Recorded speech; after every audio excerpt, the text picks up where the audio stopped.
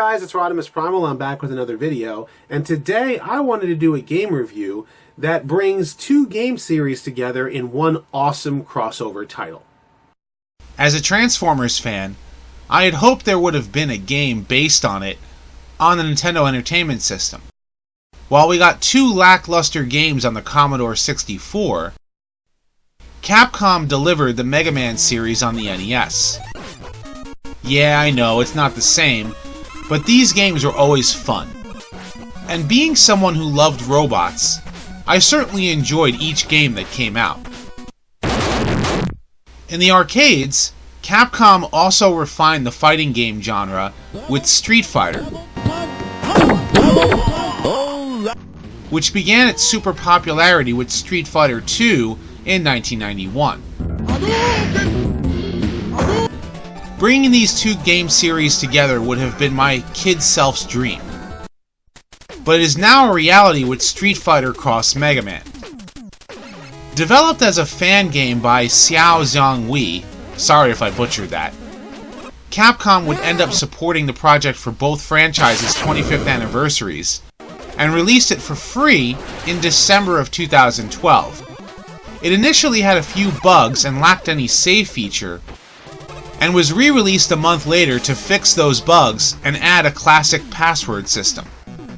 Street Fighter Cross Mega Man mimics the graphics and sprites similar to other Mega Man games released on the NES. And that's incredibly cool. From the stages to the bosses, which are Street Fighter characters, they all encompass that awesome 8-bit look. What's cool about each stage is that they all appear like their respective stages from different Street Fighter games. From the streets of Metro City in Relento stage, the Brazilian jungle of Blanca stage, and the moonlit Japanese rooftops in Ryu stage, they're all recognizable locales. The music is an 8-bit remix of both Mega Man and Street Fighter tunes made by Luke Esquivel. While every stage sounds like their respective Street Fighter characters, you will hear familiar cues from the various different NES Mega Man games.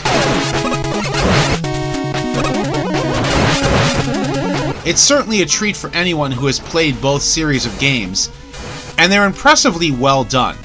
The sound effects are very much the same 8-bit sounds you would be familiar with, but what was really cool was the sound effects used for the bosses. In regular Street Fighter games, characters would usually call out their attacks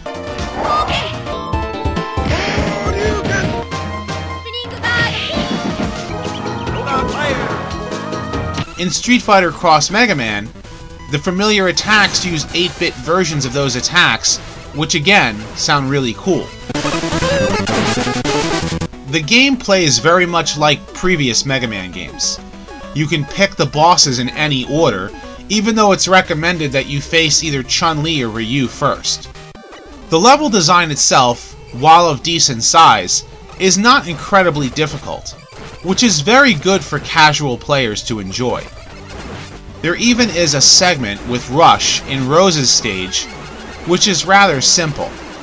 The bosses, however, attack with fury in the same way they would if you were playing a Street Fighter game. This is both good and bad. In Mega Man games, you can always expect a pattern to follow and learn, making learning how to beat them part of the fun.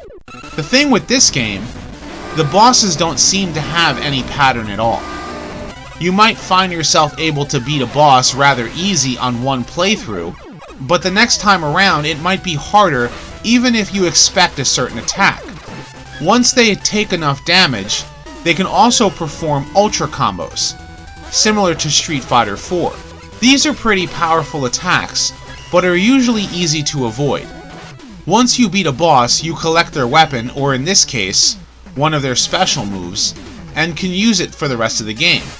Like other Mega Man games, each boss is weak against another boss's weapon.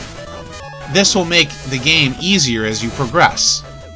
Once all 8 bosses are defeated, you move on to the Shadaloo stages, much like Dr. Wily's castle in the classic Mega Man series. You start with what is probably the easiest boss fight in the game against Balrog, the boxer known as M. Bison in Japan. To beat him, simply run to the right firing at enemies that block your way. Eventually you reach a collapsing platform that will kill Balrog. But don't stop. If you make it in time, an E-Tank awaits. Next up is Vega Stage, which involves climbing and avoiding enemies. It's not difficult, but it requires you to learn each enemy's pattern. But then comes the boss fight. Vega, or as he is in Japan, Balrog, the Vain Ninja. And boy is he hard. From somersaulting your attacks, being unable to hit while he climbs to strike at you, and he moves around mid-air from his jump to get you no matter what you do. I mean, he moves so fast it's downright cheap. Oh, come on! Really?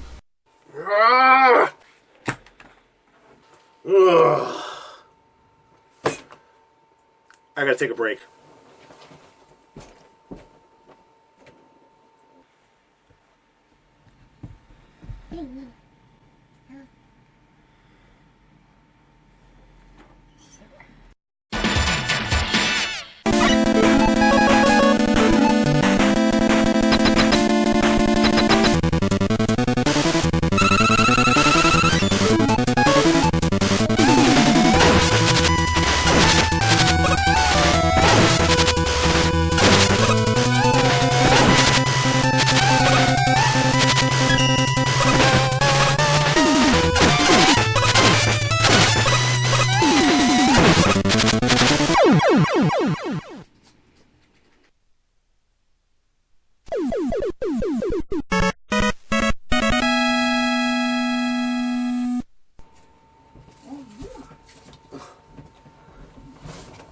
You believe this?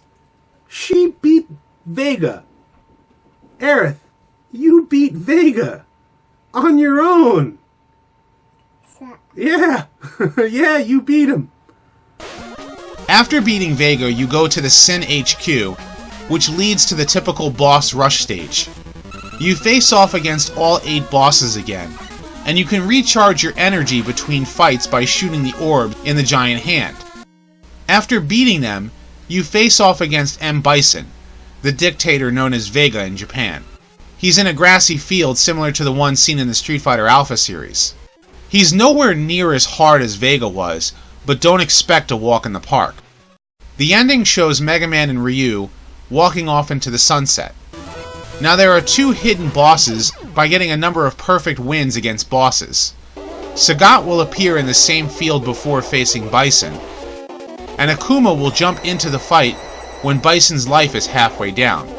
Both are extremely challenging. Overall, this game is certainly worth playing, especially for its cost. If you like classic Mega Man games, you'll feel right at home with the gameplay style. The stages lack a real challenge, but the bosses make up for it, even if Vega is overly cheap. I give the game an 8 out of 10. I hope you've enjoyed this game review. If so, like and subscribe. Leave your thoughts in the comments section below, and check out my other videos as well. I've got more videos coming soon, so stay tuned. And as always, until next time.